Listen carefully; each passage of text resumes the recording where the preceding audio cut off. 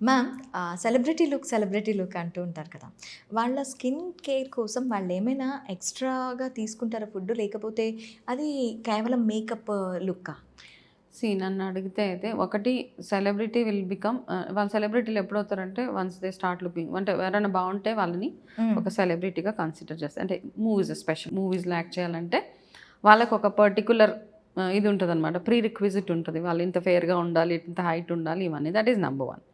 రెండోది ఏంటంటే కొంతమంది ఫోటోజెనిక్గా ఉన్నా కానీ వాళ్ళని కన్సిడర్ చేసిన తర్వాత most of it is makeup.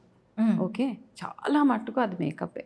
హ్మ్. దాని తర్వాత ఈ మధ్య కాలంలో ఏంటంటే చాలా ఇంట్రడ్యూస్ గ్లూటాథైన్స్ అని అవని ఇవని చాలా ఇంట్రడ్యూస్ చేసి every celebrity goes through these processes అనమాట. ఇంజెక్షన్స్ అని, ఫెయిర్నెస్ ట్రీట్మెంట్స్ అని ఇవన్నీ అవుతానే ఉంటాయి. హ్మ్. లేకపోతే ఏజ్ని మనం ఎవరం గెలవలేం. First and foremost thing once your 50, 60 అవుతున్నప్పుడల్లా మీ బాడీలో రకరకాల మార్పులు వచ్చేస్తూ ఉంటాయి. ఎవ్రీ 10 ఇయర్స్‌కి మన బాడీలో చేంజెస్ అనేవి వస్తూ చేంజెస్ ఉంటాయి. అవుతూ ఉంటాయన్నమాట. సో, హ్మ్. అవి యాక్సెప్ట్ చేసుకుంటూ వెళ్ళాలి. కొంతమందికి ఏంటంటే జెనెటికల్‌గా వాళ్ళు చాలా హెల్తీగా ఉంటారు. Entire family is so healthy. Hmm. అప్పుడు వాళ్ళకి ఇట్లాంటి ప్రాబ్లమ్స్ ఏమి ఉండవు. బట్ సెలబ్రిటీస్ ఆల్ ఒకటి they take care of their selfs. Because ఏంటంటే వాళ్ళది ఆ ప్రొఫెషన్ కాబట్టి. యువర్ అవును. Profession is to look beautiful. Yes. Right? కాబట్టి వాళ్ళు వాటర్ ఇంటేక్ దగ్గర నుంచి వాళ్ళు తినే ఆహారం ఏదైనా ఎంత తినాలి, ఎంత క్వాంటిటీ తినాలి, ఏ టైంలో తినాలి, అవన్నీ ఉంటాయి.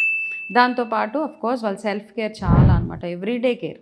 మనలాగా ఎప్పుడో 15 రోజులకి ఒకసారి పార్లర్‌కి వెళ్ళడమో, లేకపోతే ఎప్పుడో నెలకొకసారి ఇట్లా అది అట్లా కాదు. వాళ్ళకి డైలీ రొటీన్‌లో once you do everything on a daily basis, you will definitely start looking good అనమాట. హ్మ్. So that's how they practice. That's what they practice. Okay. Thank you ma'am. నమస్తే మ్యామ్.